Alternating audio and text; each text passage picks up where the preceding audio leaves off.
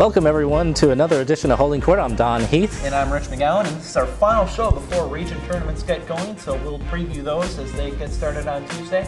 And we'll hear from Bible Baptist coach Kenny Conroy, whose team plays for the Pizza Region Championship Friday night. Rich, where has the time gone? It seems like we just tipped off the season. No, it doesn't. That's no, it doesn't. A long season. I'm happy region tournaments are finally here. At least, well, we're in region tournament time.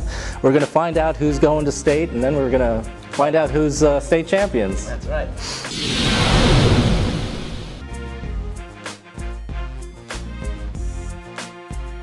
Well, when you start talking region tournaments, I think you have to start with Region 3-5A, Don. Are we on course for another Savannah High Growth Showdown? I'm expecting it. It'll be Saturday night, Savannah State. The teams have played 3 times so far. Savannah High won the last one, which allowed them to win the Region 3-5A championship, regular season championship. But now it's tournament time, and Groves will have a shot at getting the #1 seed going into the state playoffs. You know, Don, in the first 3 times these teams have played, first 2 on Groves Court, they won that one. The third meeting, Savannah High was home, they won that one. So the home court has been important. This is going to be a neutral site. So who has the edge? I'll still take Savannah High. They play big in big games, and this is a big game. They played at Savannah State, so take the Blue Jackets in the big games. Okay. How about on the girls' side? On the girls' side, well, I mean, those are by far the top 2 teams that we're expecting. The girls' side is a little more closer together. Bradwell Institute went down to Camden County Tuesday night, got the victory there, so they've secured the #1 seed. Beach should be #2 if they beat Groves Friday night, and Camden County will be 3. It'll really be between those 3 teams to see who earns the #1 seed for the state playoffs. And I gotta tell you, I'm still very impressed by what I saw from Bradwell a couple weeks ago against Beach, and then the way they went down to Kingsland and took care of business at Camden County. I think they're a team that's rolling right now, and I like the Tigers to win the #1 seed. But this is in Savannah. Beach doesn't get revenge? Yeah, revenge will be a huge motivating factor for the Bulldogs, there's no doubt about it. But after Cleowata and Monique Willis, there's a pretty good drop-off on the Bulldogs roster, whereas Bradwell may not have one player as dynamic as one of those 2, but they're more balanced. They have more depth, and I think that ultimately will be the difference. So you're saying 5 is better than 2? That's what I'm saying, yes.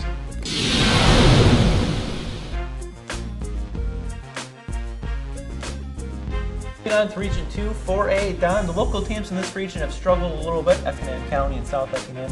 Do either one of those teams have the ability to pull off the Cinderella story, and if not, who do you like in this one? Yeah, well, Effingham County defeated Savannah Christian just last week.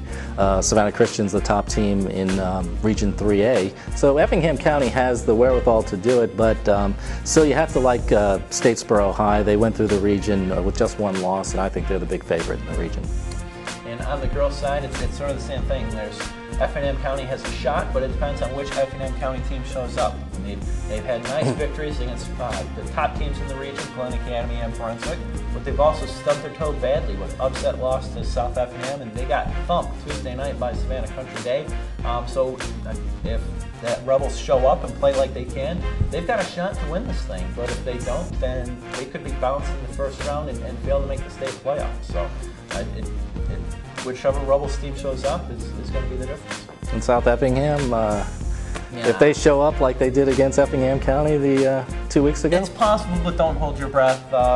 When it gets right down to it, I like Brunswick to win this region. They've got a couple really quick, shifty guards. They're a couple dynamic players. They're a solid team all the way around, so I like Brunswick in this one.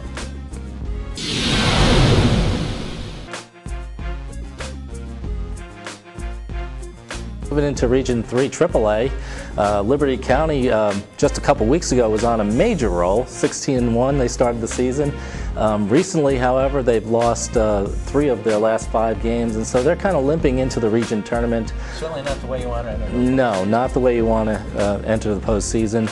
On the plus side, the top 2 teams in that region get into the state playoffs automatically, so they look like they're almost automatically #2, so they'll be in the state playoffs. Well, they play Richmond Hill this weekend. That could clinch it for them, at least a #2 bid into the state playoffs. How about the girls?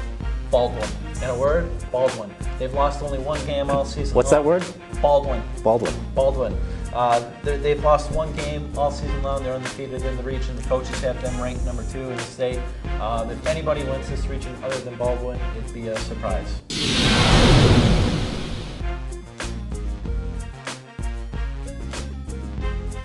Going to Class AA, we've only got one boys local team. That's Benedictine. What do you see in their future? Benedictine's 14-7. Going into the weekend games, they improved from 7 wins last year to 14 this year. 5 of their losses this season have been by 6 points or less. They're coming off a nice win against Appling County, a ranked team in the state. Benedictine has some potential of getting to state, which would be quite an accomplishment from last year. Long County, however, is the top team in the region, and I would pick them to win the region. And Don, as far as the girls are concerned, we've spoken before about this region as far as it's wide open. There's not one dominant team in this. Brantley County will host. They're the #1 seed. And if you look at their record, it looks very impressive, 19-3. But I look a little bit closer. None of their wins have come against anything higher than AA. A lot of their wins, in fact, have come against Class A teams. And their region losses include a loss to St. Vincent's in Appling County, sort of middle of the pack team, so they're capable of being knocked off at any moment. Long County is the #2 team. They've lost 3 of their last 5 games, so not really coming in top form. It's a region that really could be taken by anybody. I have no idea who's going to win this one. It could be a lot of fun. Of course, the Final Four will be played at Brantley County, so yes, they that are should playing give on their home court, and that definitely works in the Blue Herons' favor. But I wouldn't say they're a lot.